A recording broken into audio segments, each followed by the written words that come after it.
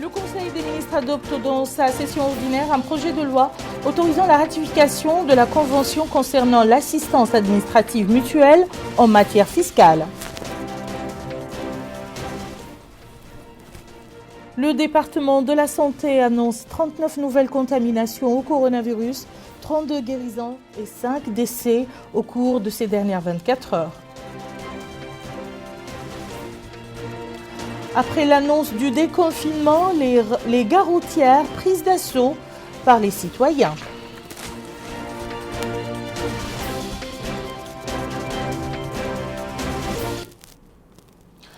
Madame, Monsieur, bonsoir. Avant le développement de ces titres, place au courrier du président de la République.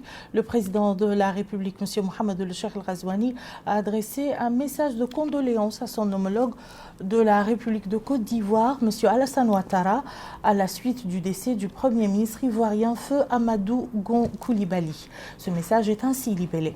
Monsieur le Président et chers frères, nous avons été profondément affligés en apprenant mercredi 8 juillet 2020 le décès de Feu Amadou Gon Coulibaly, Premier ministre de la République de Côte d'Ivoire. En ces moments de douleur et de tristesse, je voudrais, en mon nom personnel et au nom du peuple mauritanien, vous adresser à travers vous au peuple et au gouvernement ivoirien frère, ainsi qu'à la famille du défunt, nos sincères condoléances et l'expression de notre entière compassion. Je tiens ici à rendre hommage au grand homme d'État que fut Amadou Gon Coulibaly, dont le décès constitue une réelle perte pour la Côte d'Ivoire et pour l'Afrique tout entière. Veuillez agréer, Monsieur le Président et chers frères, l'expression de ma très haute considération, Mohamed El Cheikh El Ghazouani. Autre message du président de la République, Mohamed El Cheikh El Ghazouani, mais cette fois-ci, il s'agit d'un message de félicitations adressé aujourd'hui à son Excellence Sir Cornelius Alvin Smith, gouverneur général du Commonwealth des Bahamas, à l'occasion de la célébration de la fête nationale de son pays. Le président a félicité son homologue, souhaitant au peuple des Bahamas plus de progrès et de prospérité et renouveler sa détermination à poursuivre les efforts visant le renforcement et le développement des relations de coopération unissant les deux pays. Je vous disais en titre, le Conseil des ministres s'est réuni ce matin au palais présidentiel à Nouakchott sous la présidence de M. Mohamed El Cheikh El Ghazouani, président de la République. Ce Conseil a adopté 2 projets de loi et 3 projets de décret et a procédé à plusieurs nominations dans divers départements. Le communiqué final sanctionnant les travaux de ce Conseil avec Yedel Falla. Le Conseil des ministres s'est réuni sous la présidence de M. Mohamed El Cheikh El Ghazouani, président de la République. Le Conseil a examiné et approuvé les projets de loi suivants. Projet de loi autorisant la ratification de la Convention concernant l'assistance administrative mutuelle en matière fiscale, telle qu'amendée par le protocole d'amendement et la Convention concernant l'assistance administrative mutuelle en matière fiscale signée le 12 février 2019 à Paris, entre le gouvernement de la République islamique de Mauritanie et l'Organisation de coopération et développement économique. Le projet de loi a pour objet d'engager la procédure de ratification de la Convention concernant l'assistance administrative mutuelle en matière fiscale qui constitue un précieux outil pour lutter contre la fraude fiscale, la corruption et le blanchiment d'argent. L'adhésion à cette convention permettra à notre pays d'élargir son réseau en passant de 6 à 137 pays avec lesquels il peut échanger des renseignements et disposer de recoupements et d'informations, notamment ceux relatifs aux groupes multinationaux installés sur son territoire.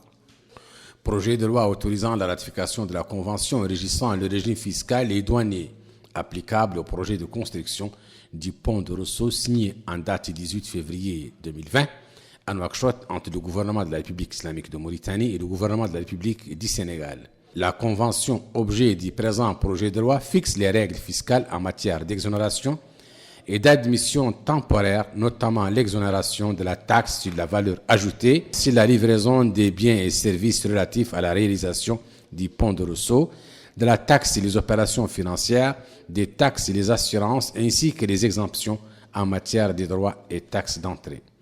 Il est à noter que seules les entreprises de droit mauritanien ou sénégalais ou des établissements stables dans l'un des 2 pays peuvent bénéficier des avantages du régime spécial créé par la dite convention.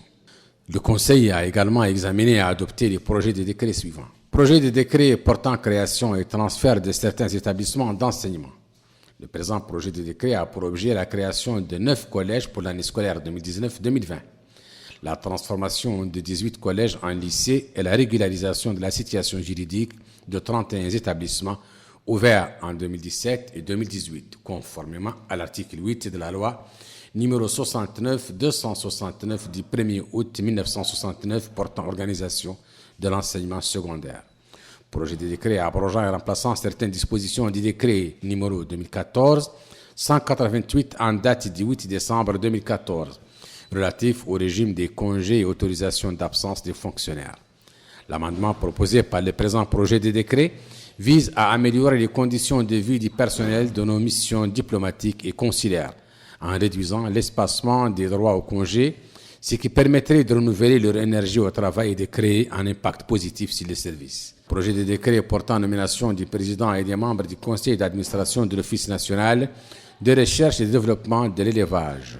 Projet de décret portant nomination du président du conseil d'administration du centre hospitalier Cheikh Zayed. Projet de décret portant nomination du président du conseil d'administration du centre hospitalier Mère-Enfant. Projet de décret portant nomination du président du conseil d'administration du centre national de cardiologie.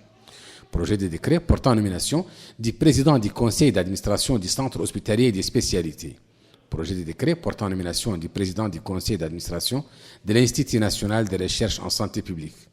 Projet de décret portant nomination du président du conseil d'administration du centre hospitalier de Kaïdi. Projet de décret portant nomination du président du conseil d'administration du centre hospitalier de Kifa. Projet de décret portant nomination des membres du conseil d'administration de l'université Nouakchott El Asriya. Projet de décret portant nomination du président du conseil d'administration de la Bibliothèque nationale. Le ministre des Affaires étrangères, de la coopération et des Mauritaniens de l'extérieur a présenté une communication relative à la situation internationale. Le ministre de l'Intérieur et de la décentralisation a présenté une communication relative à la situation intérieure. Enfin, le Conseil a pris les mesures individuelles suivantes. Ministère du pétrole, des mines et de l'énergie, établissement public, Société mauritanienne des gaz, Somagaz, directeur général Cheikh Ahmed Ould Zahav. Agence nationale de recherche géologique et du patrimoine minier, directeur général Hachim Cheikh Sidati. Directeur général adjoint Mohamed Yahya Ahmed Zarrouq. Ma'aden Mauritanie, directeur général adjoint Mohamed Ould Shrif Ahmed. Ministère du commerce et du tourisme, cabinet du ministre, conseillère chargée du tourisme, Nefissa Mokhtar Nesh. Établissement public, Office national du tourisme, directeur général Mahfouz Ould Jiyid. Directeur général adjoint Mohamed Lamine Ould Sidina. Ministère de l'Habitat, de l'Urbanisme et de l'Aménagement du Territoire, cabinet du ministre, chargé de mission, Wali Abdoulaye, Cheikh Yubba Ould Abqari, Mohamed Zamel. Conseiller technique chargé des affaires juridiques, Mama Mohamed. Conseiller technique chargé de l'habitat et de la promotion immobilière, Maine Sidine. Conseiller technique chargé de l'urbanisme et de la topographie, Mujtaba Mohamed Saleh. Conseiller technique chargé de l'aménagement du territoire, Abdou Mohamed Mahmoud Abdallahi. Conseiller technique chargé des bâtiments et d'équipements publics, Moussa Gaye. Conseiller technique chargé de la communication, Mohamed Louli. Inspection interne, inspecteur général, Mohamed Ibrahim Boubacar. Inspecteur, Mohamed Beddi. Mohamed Kone. Hassan Kehel. Sarik Cheikh Ahmed. Programme national de regroupement des localités. Coordinateur Sidi Abdullah Ould Aziz. Cellule du contrôle des opérations d'aménagement et de construction. Coordinateur Mohamed Yahdi Mahfouz Jiddou. Cellule informatique, chef de cellule Melaini Chewaf. Administration centrale. Direction générale de l'habitat et de l'urbanisme. Directeur général Yahya Babana. Directeur général adjoint Abdelrahman Ahmed Mohamed El-Mokhtar. Direction de l'habitat et de la promotion immobilière. Directeur Hadiyetou Kamara. Direction de l'urbanisme et de la topographie urbaine. Directrice Fatimetou Muntanahoui. Direction générale des bâtiments et des équipements publics. Directeur général Idrissa Tirera. Directeur général adjoint Yahafou Sherif Yahafou. Direction des études, directeur Brahim Waddou Aynina. Direction des travaux, directeur Mohamed Fall. Direction générale de l'aménagement du territoire et de l'action régionale, directeur général Sidi Sadva. Directeur général adjoint Malik Fall. Direction de l'aménagement du territoire, directeur Amdou Mohamedou Baba. Direction de la cartographie et de l'information géographique, directeur Mohamed Mustafa Dem. Direction des études de la programmation et de la coopération, directeur Seyidi Mohamed. Directeur adjoint Salma Amar. Direction des affaires administratives et financières, directeur Youssef Hmeiti. Directrice adjointe Sana Mohamed Sidi Mohamed. Établissement public, Société nationale ISCAN.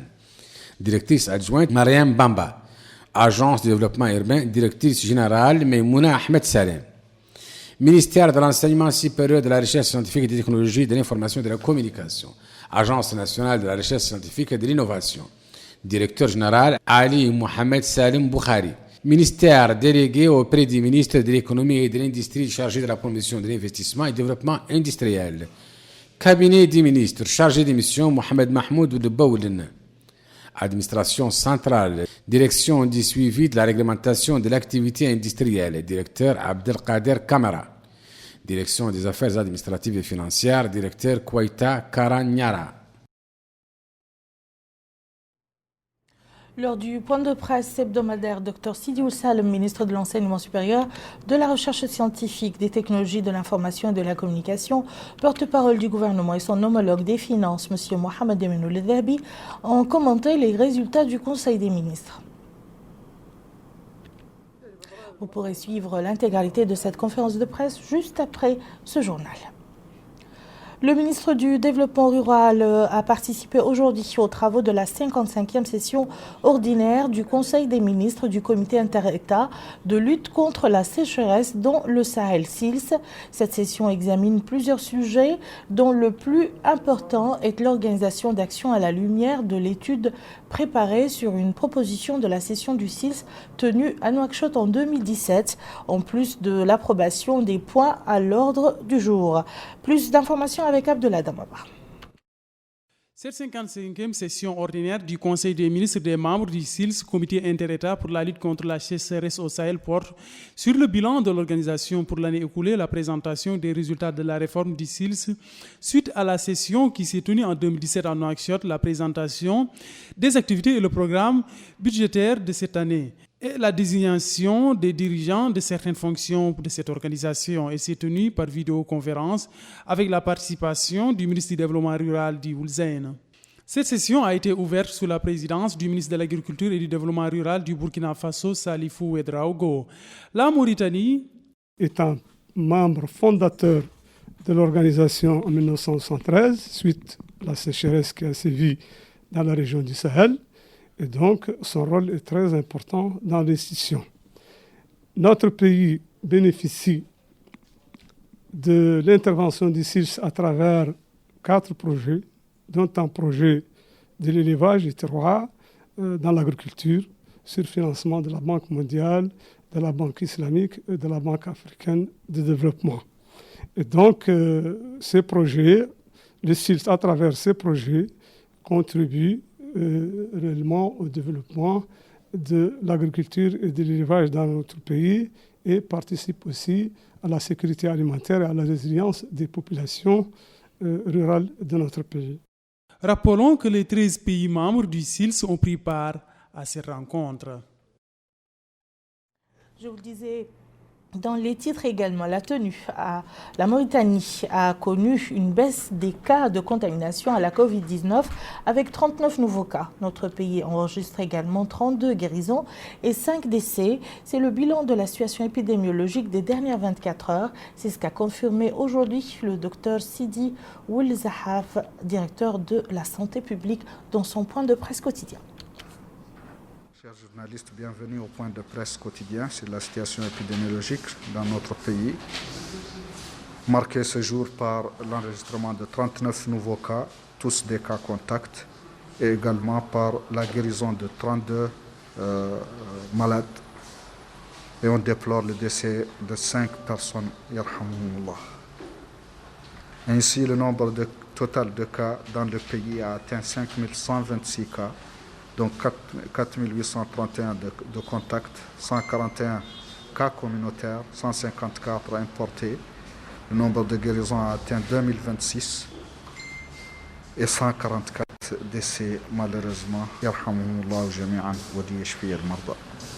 Les cas actifs sont aujourd'hui au nombre de 2956, dont 2486 sans signe, 466 avec des symptômes simples et 5 nécessitant un suivi rapproché. Les tests, on en a réalisé depuis le début de la crise 48 037, alors que les dernières 24 heures, on en a fait 682, dont 132 tests de suivi, répartis ainsi qu'il suit entre les régions. 45 de Hod Sharqi, 8 de Hod Larbi, 2 de la Saba, 4 du Gorgol, 26 du Brakna, 6 du Trarza, 15 de l'Adrar, 12 de Nouadhibou, 4 du Tagan, 13 du Gudimaka, 7 du Trarza, 24 de l'Inchiri, 175 de Nouakchott-Ouest, 212 du Nord et 129 du Sud. Les nouveaux cas se répartissent comme suit entre les Muqata'a, un cas de Besknou, 1 de Timbedra, 2 de Kifa, 1 de Kayedi, 2 d'Alep, 2 de Bogué, 1 de Rosso, 4 de Nouadhibou, 1 d'Iksar, 6 de Tevraghzena, 2 de Darnaïm, 1 de Teert, 7 de Toujouni, 4 d'Arafat, 2 de Lmina et 2 de Riyad. Direction à présent Rosso, la capitale du Trarza, qui a accueilli hier une réunion des clubs culturels et des associations artisanales avec le secrétaire général du ministère de la Culture, de l'Artisanat et des Relations avec le Parlement. La réunion qui vise à discuter des modalités d'ouverture d'une bibliothèque publique pour les lecteurs dans la ville de Rosso, de discuter de sujets tels que la propriété intellectuelle et de travailler au développement des différentes cultures afin de les protéger de l'extinction. Boubacar Baylaba. L'objectif de la réunion est de discuter des modalités d'ouverture d'une bibliothèque publique dans la ville de Rosso. Autre sujet débattu lors de la réunion, la propriété intellectuelle et la promotion artistique. Ainsi, le secrétaire général du ministère de la Culture, de l'Artisanat et des Relations avec le Parlement, Ahmed Addahi Oulertera, a déclaré que l'ouverture des bibliothèques au niveau des capitales régionales est un objectif fondamental et un point cardinal du programme du président de la République relatif à la culture. Il a rappelé que la culture est le seul moyen d'assurer, de former et de faire progresser les jeunes vers un avenir radieux. Il a précisé que la bibliothèque est le lieu le plus approprié pour guider les jeunes, une première graine vers l'émergence de grands centres culturels dans les capitales régionales. À son tour, le Wali du Trarza, Moula Ibrahim ou Moula Ibrahim, a salué cette initiative visant à créer un nouveau cadre de coopération avec les bibliothèques en raison de l'importance de la lecture et de son impulsion pour les générations. Il a appelé à suivre le processus afin d'atteindre au mieux les résultats escomptés. D'autres intervenants se sont relayés pour souligner l'importance du développement culturel et la promotion artistique dans la ville de Rosso. La réunion s'est déroulée en présence du maire de la commune de Rosso ainsi que d'autres autorités administratives et sécuritaires de la wilaya du Trarza. Retour ici à Nouakchott où la présidente du conseil régional de Nouakchott, Mme Fatima Abdelmalek, a participé aujourd'hui par visioconférence aux travaux du 5e colloque maghrébin organisé par la commune de Tunis sur le thème « Sortir de la crise du coronavirus en s'appuyant sur la numérisation ». La rencontre s'inscrit dans le cadre d'une série de réunions maghrébines périodiques autour des meilleurs moyens susceptibles d'aider les villes maghrébines à faire face aux crises. Dans son intervention, Mme Fatima Abdelmalek a indiqué que le conseil régional de Nouakchott s'est servi des réseaux sociaux pour dispenser des cours aux élèves qui préparent le bac. Les discussions ont permis de confirmer l'efficacité du numérique dans l'exécution des services et leur durabilité.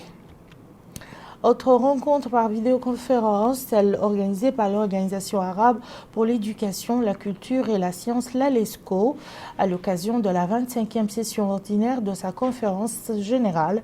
C'est le secrétaire général de la Commission nationale de l'éducation, de la culture et des sciences qui a représenté le ministre de la Culture, de l'Artisanat et des Relations avec le Parlement aux travaux de cette conférence. Le point avec Abdullah Damaba. Cette 25e session ordinaire de la conférence générale de l'Organisation arabe pour l'éducation, la culture et les sciences a permis aux pays membres d'échanger leur expérience dans le cadre de la gestion du Covid-19, de la stratégie à adopter post-Covid-19 et de la stratégie de cette organisation dans cette optique.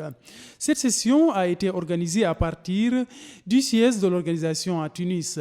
Le secrétaire général de la Commission nationale de l'éducation, de la culture et des sciences, Ismaël Chouaib, a précisé que vu la situation sanitaire à l'échelle internationale, il est nécessaire de partager les expériences réussies dans le cadre de la gestion du Covid-19, afin, souligne-t-il, d'adopter une stratégie multidimensionnelle intégrée pour un développement durable à différents niveaux. Il a ensuite passé en revue les mesures prises par le gouvernement pour faire face au coronavirus et a enfin déclaré que la Mauritanie prépare le déconfinement pour revenir à la vie normale avec la réouverture des écoles, des bibliothèques, des espaces culturels, entre autres.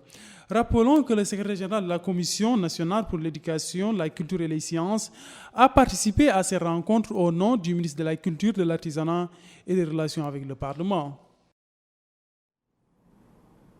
Un ouf de soulagement, celui poussé par les milliers de citoyens à l'annonce de la levée de toutes les restrictions imposées par la Covid-19. La mesure était attendue depuis quelques semaines. Elle est tombée hier soir. Aujourd'hui, la responsabilité des citoyens est engagée pour leur propre protection contre ce virus. Aminata Khan.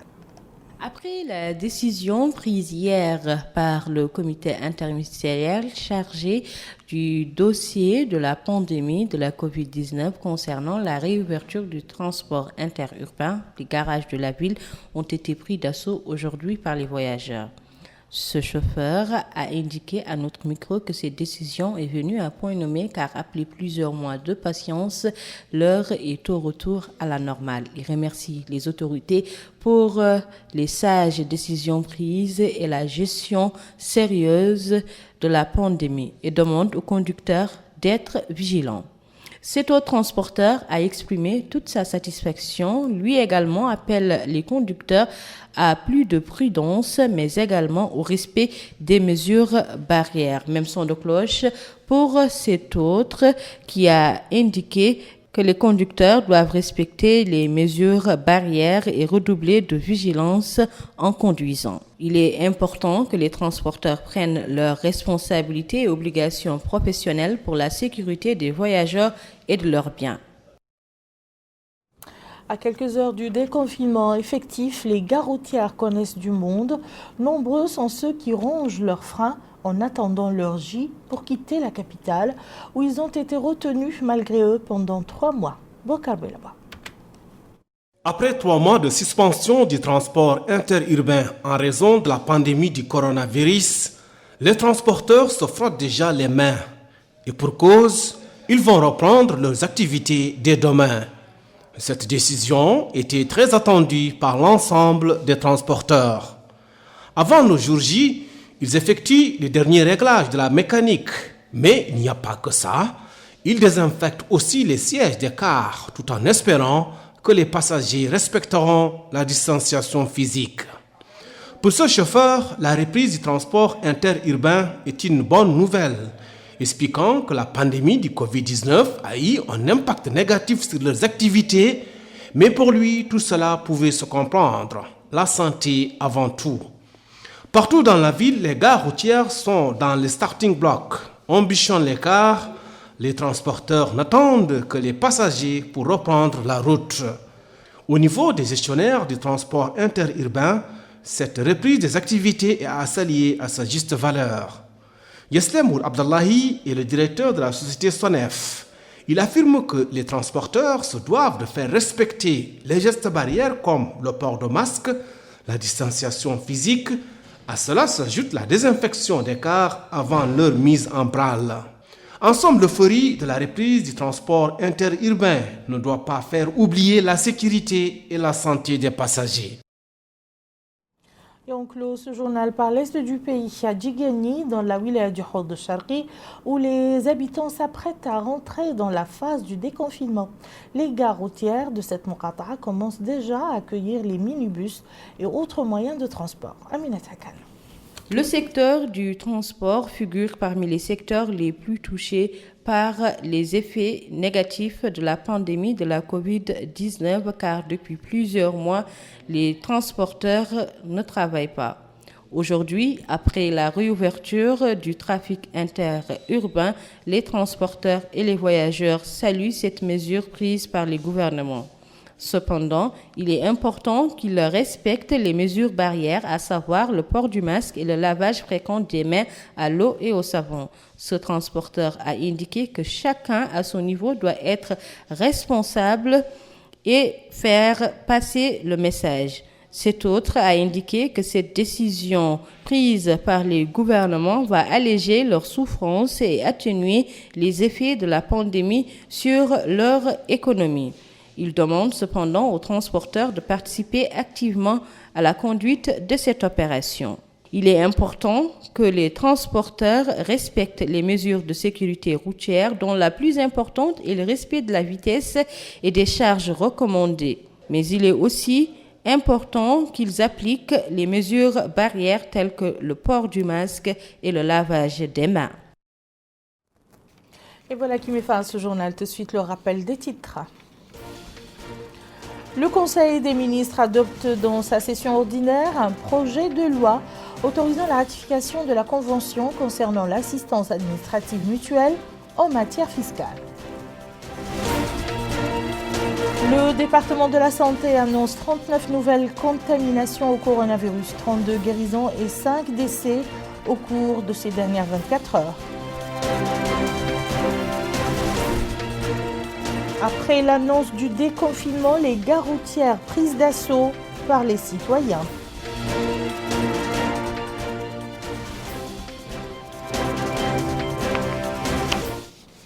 Merci, madame, monsieur, de nous avoir suivis. À très bientôt, Inch'Allah.